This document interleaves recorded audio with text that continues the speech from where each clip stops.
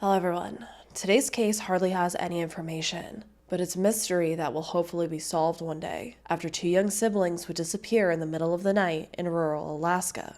Scott Curtis Fandel was born January 23rd, 1965 to his mother Margaret and an unnamed father that lived in Illinois. 5 years later, his little sister Amy Lee Fandel would be born on August 25th of 1970. To a different father named Roger. Amy was described by friends and family as a sweet and beautiful little girl, and Scott was smart and Amy's devoted protector. It was stated that if someone had tried to take Amy against her will, Scott would have intervened. It was said that Roger loved the children, but would eventually be unfaithful to his wife, which would lead Margaret to excessively drink. Eventually, in the beginning of 1978, Roger would end up leaving her and the kids and moving all the way to Arizona. This would leave Margaret as a single mother now, and having to care for the children on her own, she began to have to work long hours as a waitress to pay the bills, meaning Scott and Amy were often left unattended, staying alone at a rural cabin they lived in the woods of Sterling, Alaska, a community 137 miles south of Anchorage with a population of less than 900 people at the time. In the fall of 1978, Scott would have been around 13 years old and Amy around 8 years old. September 5th of that year was a big day for the family because Margaret's sister Kathy was moving in with them all the way from Illinois. The four of them would end up having dinner at the cabin, and then afterwards to celebrate, they ended up driving to a bar restaurant called Good Time Charlie's, which was located between Sterling and the town of Soldotna at 42140 Sterling Highway. The bar was said to have video games and toys to entertain the kids, so the kids ended up getting some Coca-Colas, they went off to play, and then the two women ended up sitting and drinking and chatting. Around 10 p.m., it was getting late, the kids needed to go to bed soon, and so Margaret and Kathy ended up driving the kids back to the cabin so that they could then drive back to the bar and continue partying, meaning they were going to leave the kids alone at the cabin so that they could go continue their night.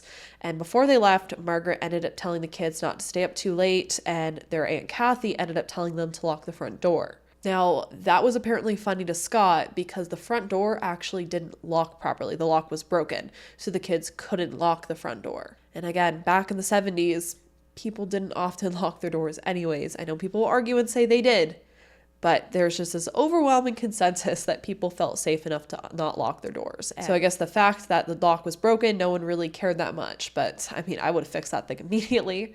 I would not have went to bed even the first night with the door unlocked, but that is just me. And that is just, after all of these decades of us all learning, you should lock your doors, which is why I always say at the end of my videos, make sure to lock your windows and doors. There's also been, killers that have said that they didn't kill certain individuals because they go up to their front doors. And if the door was locked, that wasn't the person. But if the door was unlocked, they felt that was their victim. So please lock your windows and doors. Now, once their mother and aunt left, the kids did not go right to bed. Instead, Scott and Amy ended up going next door to the Lupton family home. Their neighbors actually had 5 kids that they went to school with and they often played with, so this wasn't anything out of the ordinary. The Lupton family home was said to be a Quonset hut approximately 200 yards away, so it was very close. According to the mother, Nancy Lupton, she said that both Amy and Scott were in great spirits that night when they came over, and they were very excited for their aunt to be living with them. Eventually, Nancy would send the kids back to their house because they were being too loud and disruptive at this point, and I'm assuming they were all trying to get ready for bed. It was already pretty late. However, we don't know an exact timestamp of when she sent the kids back to the cabin. What we do know is that despite the cabin being decently covered by trees and woods, a neighbor would end up driving by and would note that the cabin lights were on around 11:45 p.m. It was also said that there was a bright light that was mounted to a pole that would illuminate the cabin. Now, the lights being on in the cabin wasn't unusual at all because both Amy and Scott were scared of the dark, so they would often leave all of the lights on in the house. However, Margaret and Kathy would return back to the cabin between 2 to 3 a.m. and find all of the lights off at the cabin. Once they went inside and they looked in the kitchen, they would end up noticing that there was a box of macaroni and cheese, an open can of tomatoes, and a pot of boiling water. Now, this was a meal that the kids really enjoyed. So for one reason or another, Margaret didn't find it strange that this meal was only half made, left on the counter, water boiling, the tomatoes opened. She just assumed, I guess, that the kids most likely forgot halfway through making it, went over to the neighbor's house, and fell asleep over there. Now, I didn't see specifically noted if Margaret ever checked the children's rooms to make sure they were there, and she clearly didn't check in with the neighbors to make sure that the kids were over there. And we know this because no alarm bells were raised. Instead, the women ended up going to bed. But it really makes me wonder how intoxicated these two women were arriving home that night, just compounded with maybe their thought process of thinking the kids were most likely just at the neighbors.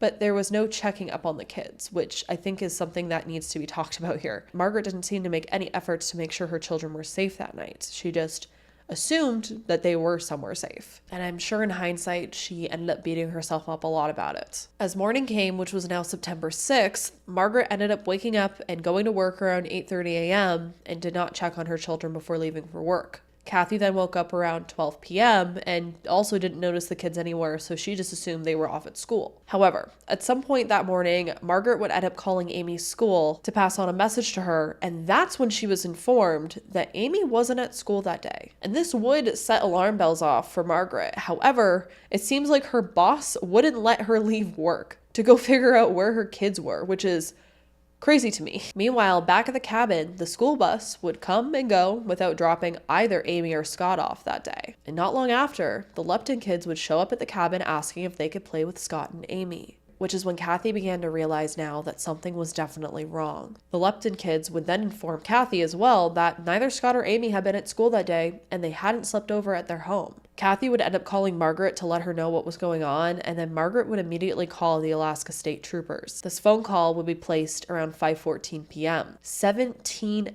hours after the kids were last seen by someone, which is a crazy lapse in time to me, that no one was checking up on these kids. Now, authorities would arrive and eventually search the area around the cabin, and the only thing that they would end up finding were a couple bullet casings outside. Unfortunately, it seems like they were unable to determine if these bullet casings were old or new. Volunteers would end up scouring the woods for the siblings, and troopers would end up bringing in search dogs from Anchorage. Now, I think things to note about this cabin that they were living in is obviously, one, the front door didn't lock, but two, it was pretty hard to see this cabin, allegedly. I haven't seen pictures of it, but apparently it was hard to see it from the road because it was, placed a little bit back in a wooded area. So it would make you wonder how someone would specifically know that this cabin was there, how they would know that children were left there alone. How did these kids go missing? Because they were both scared of the dark, you would think that they wouldn't have wandered off alone in the middle of the night. It seems like they were often left alone. So you'd hope that they would know better than to wander into the night, or onto the road where they could hit by a car or, into the woods and get lost. Again, they would always keep all the lights on in the house because they were so scared of the dark. So the chances of them wandering into the night didn't seem possible, so that leaves a theory that someone might have kidnapped them then. But then who would have known that these kids were there alone, unless someone was just going around trying to break into homes and went into that home. But then again, all the lights would have been on most likely when this intruder, went into the home. So you'd think if they were just going there to maybe steal stuff, they wouldn't have gone into a home with all the lights on. So it really makes you think that this must have been something purposely done or something sought out. They might have seen the lights on and just decided to go snooping and seen two kids were there, and one thing might have led to another. I think it's also interesting to note that the Lupton's home wasn't far at all from the Fandel home. And I haven't seen anything about the Luptons saying they heard any noises that night. They didn't hear kids screaming or gunshots or anything like that. So it does make me think that those bullet casings may have been older then, because you'd think that family would have heard gunshots in the middle of the night being so close. I guess unless a silencer was used. During this point in time, Margaret would attempt to contact Roger in Arizona, because at this point, for some reason, Margaret seemed to think that Roger had kidnapped the kids. And when she tried to contact him, she wasn't able to get a hold of him, but she was eventually able to get a hold of his relatives, who said that the kids weren't there. They had no clue the kids were even missing at this point. They didn't know where they were. And I want to assume that Roger would have most likely had an alibi. You'd think if he had wanted the kids, he would have fought to keep them before, running off to Arizona. It doesn't make me think that he'd want to kidnap the kids. Hey, crazier's probably happened. Roger would eventually find out that his daughter and his stepson were missing, and he would end up catching a plane and flying to Alaska to help search for the kids. So again, unless he, hired someone in some conspiracy to go kidnap the kids, it seems like Roger was in Arizona when the kids disappeared. Investigators would end up searching ferries leaving Homer and inform the Canadian Mounties to be on the lookout for someone crossing the border with children. Now, the area that they were living in, there was a huge oil boom at the time, and that brought a lot of sketchy, transient individuals to town that were, in and out working with these oil rigs and such. A lot of people that would have been in and out of town very infrequently. So could there have been a transient individual who could have been, working in the area, had bad intentions, and did something to the kids and left, and no one would have ever known or identified him? Makes me wonder, could there have been one of these transient individuals at the bar that night when the kids were there that may have overheard Margaret and Kathy saying how they were going to take the kids home and come back? Or they may have noticed just that Kathy and Margaret had been there with kids, and then they left for a bit and came back without the kids, and may have followed them to the home then and took the kids, knowing that they would have been there alone. Troopers would attempt to run down any lead that they could. However, there seemed to be absolutely no suspects, even though tips seemed to have been flowing in from every direction. I actually tried to look up this case on newspapers.com, and I honestly couldn't find much information at all on it. There was hardly any information about these two young kids and their disappearance. It's so sad. There's a lot of cases that there's not much information, and I usually end up finding tons of archived newspaper articles about it, but for one reason or another, I don't know, maybe that newspaper just wasn't submitted to newspaper.com or scanned in or whatever, but I couldn't find much. There's not much out there on this. It's as if, these kids have been forgotten about. But from what I did find, it seems like investigators did spend thousands of hours running down hundreds of leads. But all of these leads led to nowhere. But there's just nothing documenting any of this, it seems like, online. One former Alaska State Trooper would end up specifically saying that they chased down quirks and spiderweb leads, and they never got any closer to finding the children. However, there was a little bit of a lead that was found, because early on in the investigation, a trooper named Sergeant Tom Sumi found a witness who claimed to have seen a black sedan speeding away from the road where the Fandel cabin was on the night that the children disappeared. This witness claims that he thought because this person was speeding away that they might have been a vandal or a robber of some sort. So this witness ended up following this van, but eventually the van would pull off into a driveway and turn its lights off. So not trying to specifically alert the person that they were following them, the witness ended up continuing down the road and would turn around. And when they went back down the road,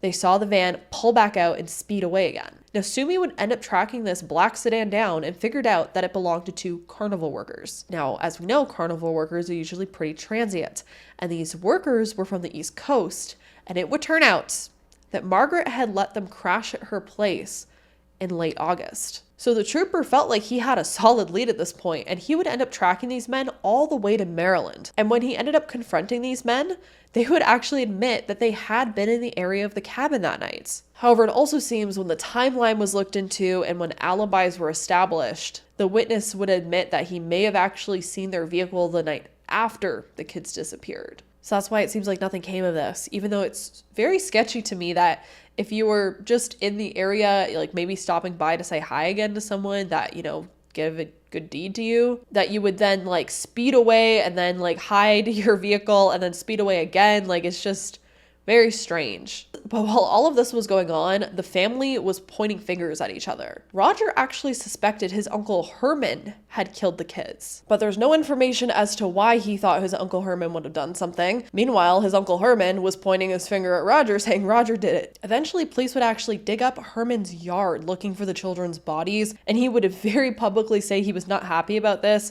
because he felt like he was being publicly humiliated. I would look at it as like, police, do your thing. I don't have any bodies here. Please rule me out. Dig up anything that you need to. I didn't do it, but just to satisfy yourselves and to write me away from this, please do it. But instead, he took the stance of being humiliated by it. The going theory at the time was that for one reason or another, Scott had been killed immediately after the abduction, and that Amy had been taken to either California, Montana, or was still in Alaska somewhere. However, if they had any evidence to support any of those claims, it's never been revealed. After Scott and Amy's disappearance in the year of 1980, Margaret up and moved back to Illinois, where Scott's father actually apparently still lived. She was apparently hounded and blamed by people for the kids going missing, which on one hand I can see where people would be very upset about the situation, leaving your young children alone so you could go off drinking. But I mean, hounding her isn't going to change anything.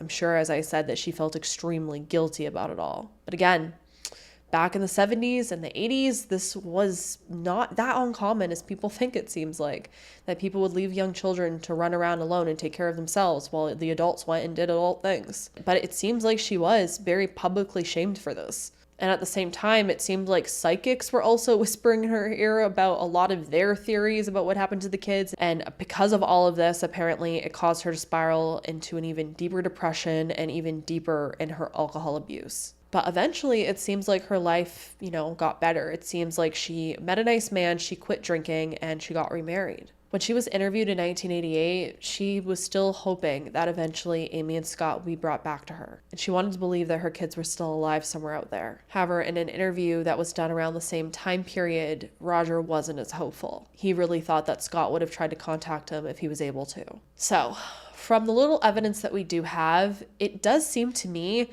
like the kids returned back from the Luptons to their cabin and began to make some food possibly. But it's while they were making that food, it seems like something interrupted them. It makes me wonder if someone was hiding within the home when they returned, or if someone came through the front door that was unlocked while they were making their food. Someone then did something to the kids where it doesn't seem like it left any evidence. It seems like they very quietly took the kids away and then made the decision to turn off all the lights in the home before they left.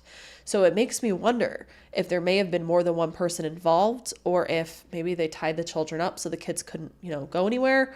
And then they went and turned all the lights off in the cabin and then left with them. To me, it doesn't seem like the kids were killed in the cabin. There doesn't seem to be any signs of a struggle. There was no signs of blood, it seems like. If there was something major, you'd think that, it would have been found. There was just those 2 bullet casings, but to me, unless a silencer was used, I feel like the neighbors would have heard gunshots that night. You also think that investigators would have found blood somewhere outside from the kids if they were shot. But none of that seems to have been found. So it makes me truly think that the kids were physically kidnapped from the home alive, and then something happened to them afterwards. Now, whether that was a serial killer, possibly a PDF file, we don't know. But I do think there could be merit still to those 2 circus workers. It would make sense. They would know that there was kids living in that home that might have often been left alone. It's weird to me that if they were just, in the area that night, that they would be speeding around and acting so suspicious according to the witness. But then it also makes me wonder, could it have been someone at the bar that night that noticed that, the women were there with kids and then the women weren't there with the kids, which would have led them to know that the kids were most likely home alone, or they followed them back to the cabin unknowingly and knew where the cabin was then, and that these 2 women were leaving these kids alone there. But there was a period of time, it seems, where the kids were dropped off, they went to play, and then they returned back home and something happened to them while they were making their food. Now, whether they're both out there alive somewhere still to this day, we don't know. It's possible. There's tons of cases as evidence that it does happen, although it seems so more rarely possibly, or maybe it's only rarely because these kids are just not being found. They could still be out there being held captive and alive. But there is a lot of evidence of, perpetrators taking children and killing them very shortly after they get what they want from them, which is just so sad. There's also the possibility that they could have been out there somewhere. But let's take one more good look at both of these kids. There's also age progression photos of each child of how they may look in more, recent times now that they'd be adults. At the time of her disappearance, Amy was said to be around 4 feet tall and 52 pounds. She had blonde hair and brown eyes.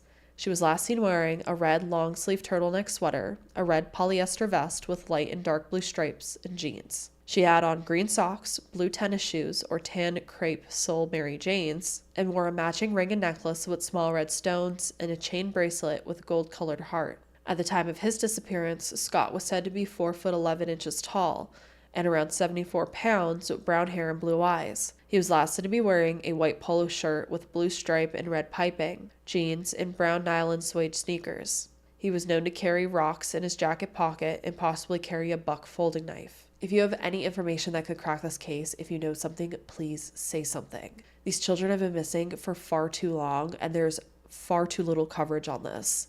So if you're able to share out this video, share out any of their missing persons flyers, please do so. These 2 children just haven't gotten enough coverage, and it is just so tragic that there's cases like this. Again, Little information leads people to not cover these cases, which also sucks, but it's understandable. It's hard to make a long video on a case that doesn't have much information. But at the same time, these children are still missing. And is anyone looking for them still? It makes me wonder. They still need to be found, just as any child that's gone missing, even in 2024. Not that recent cases shouldn't be getting coverage, because I love when cases get a lot of coverage. It's great. But it's just sad when you compare it to other cases that don't. And to think that if every case got as much coverage as another case, there could be better chances of solving some of these. So again, if you're able to, please share it out. Scott and Amy need to be found. My heart goes out to the family. I truly hope you eventually get answers. As I always say, please stay safe out there. Lock your windows and doors, and hopefully this case will motivate you to do so. That's why I always say it, because I would love to see you all in the next video.